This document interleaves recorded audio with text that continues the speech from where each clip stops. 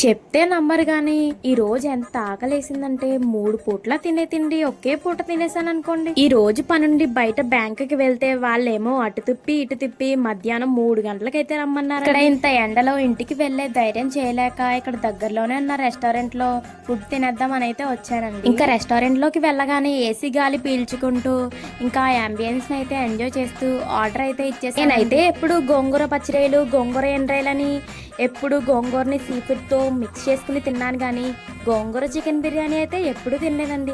అందుకే స్పెషల్ గా ఉంది కదా అని ఆర్డర్ ఇచ్చేసానండి. ట్రై చేయడం ఫస్ట్ టైమే కానీ టేస్ట్ అయితే అదిరిపోయిందిలేండి. చెప్తే నమ్మరు కానీ ఫుల్ బిర్యానీ లాగించేసాను అనుకోండి. వాళ్ళు బిర్యానీతో పాటు ఇచ్చిన కట్టా రైతా కూడా సూపర్ టేస్ట్ ఉన్నాయిలేండి.